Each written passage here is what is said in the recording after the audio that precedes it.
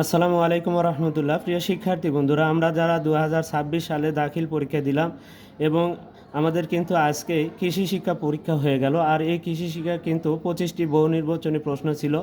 আমরা এই 25টি বহু নির্বাচনের ক সেটের আমরা সঠিক সমাধানগুলো একটু দেখে নিব।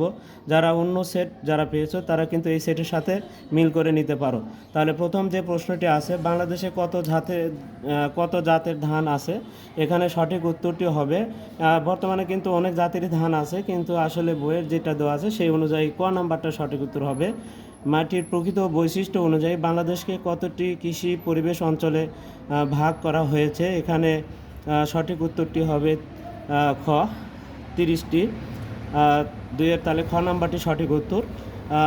পরে যে উদ্দীপক আছে উদ্দীপক থেকে কিন্তু আমাদের উত্তরটি করতে হবে। এখানে বলা আছে আজাদ যে আবর্তনকালে গাছ ব্যবহার করেছিলেন তা কত বছর বয়সে হওয়া দরকার ছিল?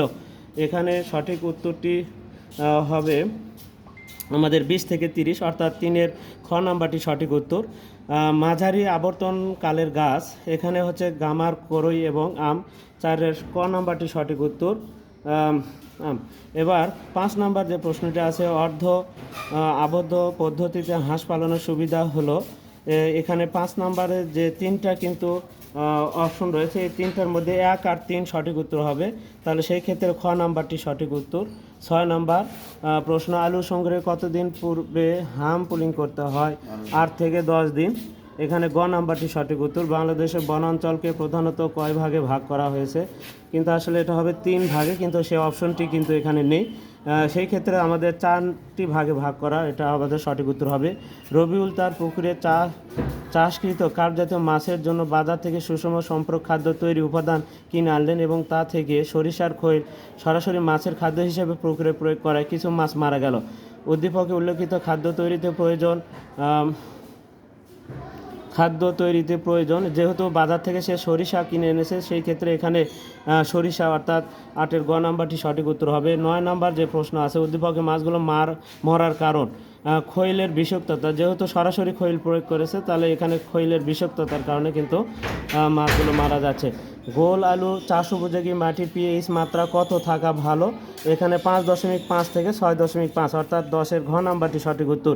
নিচের কোনটি রাক্ষসে মাছ? আমরা কিন্তু এটা মোটামুটি সবাই জানি যে শৌল মাছটা কিন্তু রাক্ষসে মাছ। তাহলে 11-এর গ নাম্বারটি সঠিক উত্তর।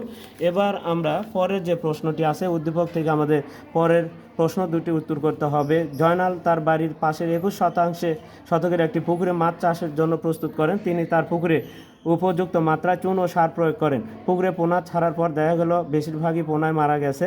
জয়নাল পুকুরে কত কেজি চুন প্রয়োগ করতে হবে? এখানে যেহেতু শতাংশের প্রতি 1 কেজি, তাহলে যেহেতু 21% পুকুরে তাহলে 21 কেজি চুন প্রয়োগ করতে হবে, অর্থাৎ 12-র খ নম্বরটি সঠিক উত্তর।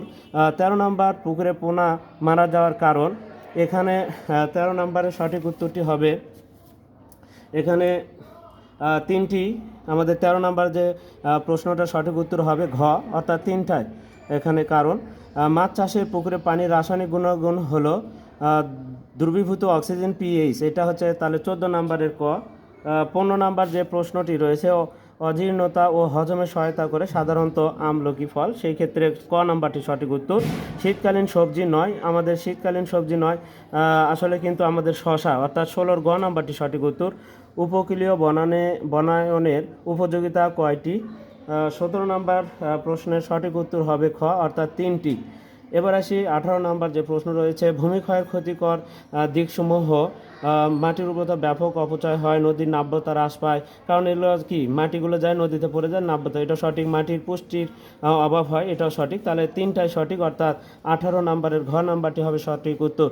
এবার 19 নম্বর যে প্রশ্নটি উদ্দীপকের মাধ্যমে আছে, মানিক মিয়ার বাড়ি দিনাজপুর, তার বাড়ির পাশে জমিতে 150টি আনারসের চারা রোপণের জন্য বেড তৈরি করে গাছ প্রতি 36 গ্রাম ইউরিয়া সার প্রয়োগ করেন। উদ্দীপক 150টি চারার জন্য কী পরিমাণ ইউরিয়া সার প্রয়োগ করতে হবে? এখানে আসলে সঠিক উত্তরটি হবে ঘ, অর্থাৎ 5400 গ্রাম। আমাদের এই যে 36 দিয়ে 150 গুণ করে দিলে কিন্তু আমাদের বের হবে। সংরক্ষিত খাদ্য মাঝে মাঝে কি করতে হবে? মাঝে মাঝে রোদে শুকাতে হবে, কিন্তু আমরা যেটা জানি, কোনটি ভেষজ উদ্ভিদ? অর্থাৎ ভেষজ উদ্ভিদ হচ্ছে আমাদের সর্পগন্ধা, অর্থাৎ 21-এর ক। গবাদি পশুর খাদ্যের খনিজ উপাদান কোনটি? এখানে হাড়ের গুঁড়া ও ডিমের খোসা, অর্থাৎ 22-এর গ নাম্বারটি সঠিক উত্তর। 23 নাম্বার, পশু পাখির আবাসনের মাধ্যমে, এখানে 23 নম্বরের সঠিক উত্তরটি হবে সবটাই কিন্তু সঠিক উত্তর। আরামদায়ক পরিবেশ সৃষ্টি করা হয়, উৎপাদন খরচ কমানো হয়, জৈব সার সংগ্রহ করা হয়। এখানে তাহলে ঘ নাম্বারটি, 23-এর ঘ নাম্বারটি সঠিক উত্তর। পামরি পোকার আক্রমণে নিচের কোনটি হয়? এখানে কিন্তু পোকার কিরা পাতা ছিদ্র করে সবুজ অংশ কিন্তু খেয়ে ফেলে। এই ক্ষেত্রে তাহলে 24-এর গ নাম্বারটি সঠিক উত্তর হবে। 25 নম্বর, ঘূর্ণিঝড়ের মতো দুর্যোগ মোকাবেলায় টিকতে থাকা পারা উদ্ভিদটির বৈশিষ্ট্য হলো কাণ্ড বেশ লম্বা ও শক্ত হতে হবে, এটা সঠিক। দ্বিবীজ গোত্রীয় উদ্ভিদ হয়, এটা সঠিক নয়। তাহলে 3 নম্বর, শাখা প্রশাখা কম হয়। যত শাখা প্রশাখা কম হবে তত কিন্তু টিকে থাকতে পারবে। এই কারণে 1 আর 3টাই সঠিক উত্তর হবে সেই ক্ষেত্রে। তাহলে 25-এর খ নাম্বারটি আমাদের কিন্তু সঠিক উত্তর। প্রিয় শিক্ষার্থীরা, আমরা তাহলে 2026 সালে যারা দাখিল পরীক্ষায় কৃষি শিক্ষা পরীক্ষায় দিলাম, তাদের কিন্তু আমরা 25টি যে বহু নির্বাচনী প্রশ্ন ছিল, সেই বহু নির্বাচনী প্রশ্নের কিন্তু আজকে আমরা সমাধান দেখে নিলাম। পরবর্তীতে আমরা আরও যে পরীক্ষাগুলো হবে, সেই পরীক্ষাগুলো কিন্তু বহু নির্বাচনী প্রশ্নের সমাধান নিয়ে কিন্তু আবারও তোমাদের সামনে উপস্থিত হব। আর ততক্ষণ পর্যন্ত কিন্তু তোমরা অবশ্যই আমাদের পাশে থাকবে, এবং চ্যানেলটিতে যারা নতুন রয়েছে তারা অবশ্যই চ্যানেলটিকে সাবস্ক্রাইব করবে, এবং ফেসবুকে যারা আছো তারা অবশ্যই ফলো দেবে, এবং বেশি বেশি করে তোমরা লাইক, কমেন্ট এবং শেয়ার দেবে। আজকে এ পর্যন্তই। খোদা হাফেজ।